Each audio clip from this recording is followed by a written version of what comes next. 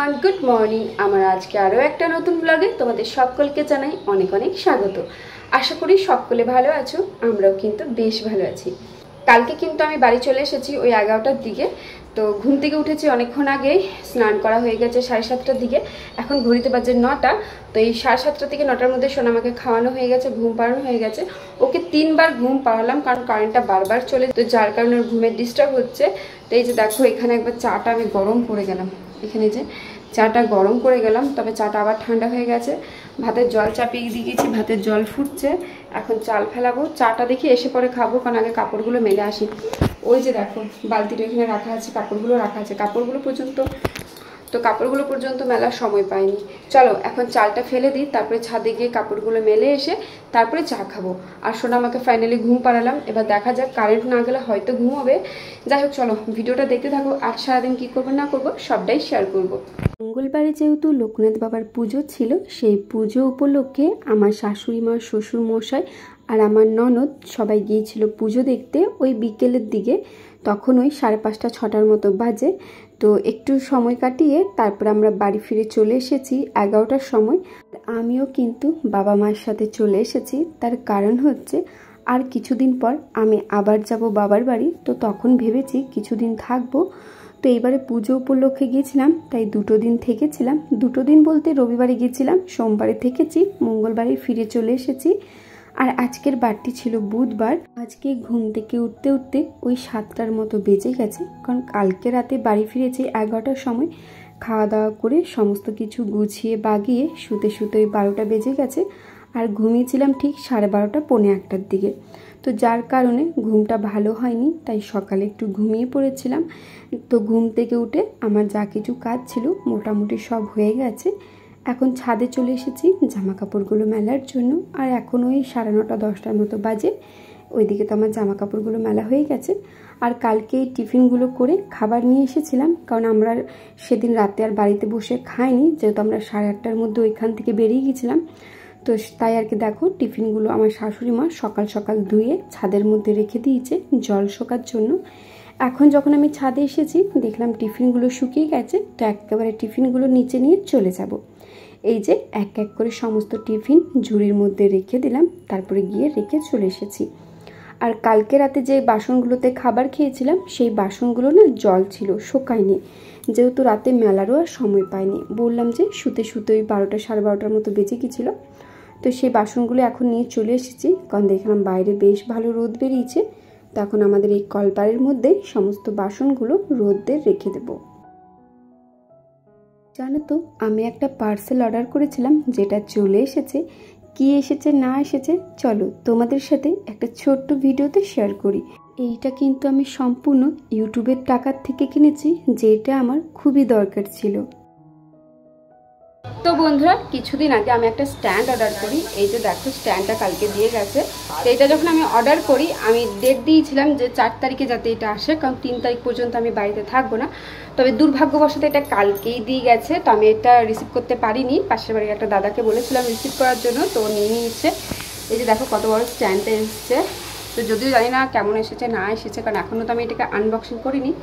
চলো এটা আনবক্সিং করি, দেখি কেমন এসেছে, আর তোমাদের সাথেও শেয়ার করব যে এটা কেমন এসেছে, কত টাকা দাম নিয়েছে, সবটাই শেয়ার করব। আর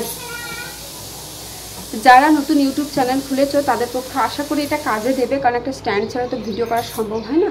তো চলো দেখতে থাকো এটা কেমন এসেছে, অবশ্যই তোমাদের সাথে শেয়ার করব। এই মুহূর্তে আমার একটা স্ট্যান্ডের খুবই দরকার ছিল। আমার পুরনো যে স্ট্যান্ডটা ছিল সেটার অবস্থা কিন্তু একদমই খারাপ হয়ে গেছে। কোনো রকমে সুতো দিয়ে, তার দিয়ে, আঠা দিয়ে চিট খাইয়ে রেখেছিলাম। তবে যখন ইউটিউবের টাকাটা ফার্স্ট পেলাম, তখনই ভাবলাম যে ইউটিউবের টাকা থেকে প্রথম আমি আমার একটা দরকারি জিনিস কিনি, যেটা কিনলে আমি ভালোভাবে ভিডিওগুলো ক্যাপচার করতে পারবো। তাই আমি যেদিনই ইউটিউবের টাকাটা হাতে পেয়েছি তার 2 দিন পরেই কিন্তু এই স্ট্যান্ডটা অর্ডার দিয়েছিলাম। আর বিশ্বাস করবে না, স্ট্যান্ডটা এতটাই ভালো এসেছে যেটা আমার ধারণার বাইরে ছিল। মানে দামের তুলনায় আমি তো বলবো 1000 গুণ ভালো এসেছে। আমার আগের যে স্ট্যান্ডটা ছিল সেটা হাইটে খুব একটা বড় ছিল না, ওই আমার কোমর পর্যন্ত আসতো। তাই উঁচু যে ভিডিওগুলো আমার ক্যাপচার করার থাকতো সেগুলো নিতে আমার খুবই কষ্ট হতো। তবে এই স্ট্যান্ডটা বিশ্বাস করবে না, পুরোপুরি 7 ফিটের, মানে এতটাই ভালো এসেছে যেটা আমি একদমই আশা করিনি। মানে এরপর আমি সমস্ত রকমের ভিডিও ক্যাপচার করতে পারবো। এই স্ট্যান্ডটা হাতে পেয়ে আমি তো খুবই খুশি হয়েছি। তোমরা যারা ভিডিও করো ভাবছো একটা স্ট্যান্ডের প্রয়োজন আছে, তাদেরকে তো অবশ্যই আমি সাজেশন দেব এই স্ট্যান্ডটা তোমরা নিতে পারো। দাম খুব একটা বেশি নয়, সব নিয়ে 333 টাকা পড়েছিল। তো আমার তো দামের পরিমাপে খুবই ভালো লেগেছে, মানে কোয়ালিটিটা খুবই ভালো। বললাম তো 333 টাকা যার মানে দাম নিয়েছে সেই তুলনায় 1000 গুণ ভালো। যাই হোক, কারোর যদি প্রয়োজন মনে হয় তো অবশ্যই আমাকে কমেন্ট করো, আমি কিন্তু তোমাদেরকে লিঙ্কটা শেয়ার করে দেবো। তো এইদিকে দেখো, কালকে যেহেতু লোকনাথ বাবার পুজো পেরিয়েছিল, সেখান থেকে তো প্রসাদ নিয়ে এসেছিলাম, সেই প্রসাদটা অনেকটা বেড়ে গিয়েছিল। আজকের জল খাবারে খিচুড়ি, তরকারি আর তোমার পায়েস খেয়ে নিয়েছি। এখন খাওয়া দাওয়া হয়ে গেছে, বাসনগুলো এক এক করে ধুয়ে মেজে রেখে দিলাম। আচ্ছা, আমার একটা কথা তোমাদের সাথে শেয়ার করার আছে, সেটা হচ্ছে আমি যেহেতু ইউটিউবের ফার্স্ট পেমেন্ট হাতে পেয়ে গেছি, সেখানে অনেক মানুষের ধারণা বা আমাকে অনেকেই কমেন্ট করেছো যে দিদি ভাই কীভাবে ইউটিউবের টাকা হাতে পাওয়া যায়। আবার অনেকেই তো ভাবছো ইউটিউবের টাকা হয়তো খুব সহজেই পাওয়া যায়। আজকে তোমাদেরকে সব প্রশ্নের উত্তর দেব। প্রথমে বলে রাখি ইউটিউবের পেমেন্ট কিভাবে পাওয়া যায়। তো ইউটিউবের পেমেন্ট পেতে গেলে কিন্তু 1 বছরের মধ্যে আমার চ্যানেলে 1000 সাবস্ক্রাইবার আর 4000 ঘন্টা ওয়াচ টাইমের প্রয়োজন আছে। যখনই তোমার 1000 সাবস্ক্রাইব 4000 ঘন্টা ওয়াচ টাইম পূরণ হয়ে যাবে, তারপরেই কিন্তু তুমি মনিটাইজেশনের জন্য অ্যাপ্লাই করতে পারবে। তারপর যখন মনিটাইজেশন হয়ে যাবে, তারপর থেকে যে ভিডিওগুলো আপলোড করবে সেইখান থেকে তুমি একটু একটু করে ডলার বলো বা সেন্ট বলো পাবে। তো তারপর $10 হওয়ার পর তুমি গুগল অ্যাডসেন্সের জন্য অ্যাপ্লাই করতে পারবে। গুগল অ্যাডসেন্স অ্যাপ্লাই করার পরই যখনই তোমার $100 হয়ে যাবে, ঠিক যখন তোমার $90 বা $95 থাকবে, সেই সময় তোমাকে একটা ট্যাক্সের ফর্ম ফিল আপ করতে হবে। ট্যাক্সের ফর্ম ফিল আপের পরই যেদিনে $100 হয়ে যাবে, মাসের তারিখ অনুযায়ী 21 তারিখ থেকে 26 তারিখের মধ্যে যদি তোমার $100 কমপ্লিট হয়ে যায়, তারপর তুমি সেই পেমেন্টটা পাবে। কিভাবে পাবে? 21 থেকে 26 তারিখের মধ্যে তোমাকে ইউএস থেকে পেমেন্টটা সেন্ড করবে। তারপর ঠিক 27 তারিখের পর থেকে যে কোনো ডেটে তোমার অ্যাকাউন্টে পেমেন্টটা ঢুকে যাবে। আশা করি তোমরা বুঝে গেছো ইউটিউব থেকে কিভাবে পেমেন্ট পাওয়া যায়। পরের প্রশ্নের উত্তরটা একটু পরে দিচ্ছি, তার আগে বলে দিই সোনামাকে কিন্তু আজকে মাছ ভাজা খাইয়ে দিয়েছি আর তারপর খাবারও খাওয়া হয়ে গেছে। এখন ঘড়িতে বাজে 1:45 আর আমি চলে এসেছি ছাদে, কারণ নিজে স্নান করলাম। স্নান বলতে একবার তো সকালে করেছি, আর এই সোনামাকে খাওয়ানোর পর আরেকবার স্নান করি, কারণ যেদিন ওকে মাছ দিই সেদিন আমি নাইটিটা চেঞ্জ করে নিই। কারণ যেদিন সোনামাকে মাছ দিই সেদিন নাইটিটা চেঞ্জ করে নিই, নাহলে পুরো নাইটিতে আমার আঁশ লাগিয়ে দেয়। তো এই যে দেখো, এখন স্নান করে সোজা ছাদে চলে এসেছি। আর সোনামাকে আমি খাওয়াতে বসেছি 11:30, আর এখন বাজে 1:45। পুরোপুরি 1.5 ঘন্টা সময় লেগে গেছে ওকে খাওয়াতে। রোদে তাকাতে পারছি না, এত জল আসছে চোখে। চলো নাইটিটা মেলে দিই। এবার তার পরের প্রশ্নের উত্তর দিই, যাদের মনে ধারণা যে ইউটিউব থেকে খুব সহজেই পেমেন্ট পাওয়া যায়।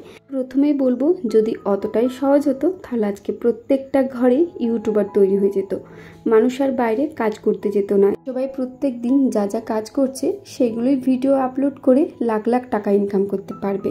তবে সেটা একদমই না। যারা ইউটিউবার বা যারা ইউটিউবে ভিডিও করছে তারাই একমাত্র জানে এইখানে নিজেকে টিকিয়ে রাখতে ঠিক কতটা পরিমাণে কষ্ট করতে হয়। প্রথমে বলে রাখি, প্রথম যে ইউটিউবের নিয়মটা আছে, 1 বছরের মধ্যে 1000 সাবস্ক্রাইব 4000 ঘন্টা ওয়াচ টাইম পূরণ করতে হবে। এইটা পূরণ করতে করতেই অনেক মানুষ হিমশিম খেয়ে যায়। এইখানে তো এতগুলো নিয়ম আছে। আসলে এই কথাগুলো বললাম কারণ আমারই আশেপাশে কিছু মানুষজন আছে যাদের আর কি চিন্তাধারা যে আমি খুব সহজেই ইউটিউব থেকে পেমেন্টটা পেয়ে গেছি। তবে সেটা একদমই না। যারা এই জগতে আছে বা যারা এইসব জিনিসগুলো বোঝে তারাই কিন্তু জানে এইখানে টিকিয়ে থাকতে নিজেকে কতটা কষ্টের প্রয়োজন বা কতটা ধৈর্যের প্রয়োজন। আমার প্রথম চ্যানেলটা ডিলিট হয়ে যাবার পর আমি যখন সেকেন্ড চ্যানেলটা খুলি, এই সেকেন্ড চ্যানেলটা খোলার 1 বছর 2 মাসের মাথায় কিন্তু আমি হাতে পেমেন্ট পেয়েছি। এই 1 বছর 2 মাস আমার সময় লেগে গেছে ইউটিউবের সমস্ত নিয়মগুলো পালন করতে। মানে ভাবতে পারছো ঠিক কতটা এখানে কষ্ট করতে হয়। যাই হোক, যারা বোঝে না তাদেরকে বুঝিয়ে কোনো লাভ নেই, কারণ তুমি যতই বোঝাও তারা সেই নিজের মতটাকেই ধরে রাখবে। যদি কারোর মনে হয় যে হ্যাঁ আমি লাখ লাখ টাকা ইনকাম করছি, তো হ্যাঁ অবশ্যই আমি লাখ লাখ টাকা ইনকাম করছি, তবে সেটা নিজে কষ্ট করে। এর পেছনে আমার সারাদিনের পরিশ্রম বলতে পারো, ধৈর্য বলতে পারো, সবটাই লুকিয়ে আছে।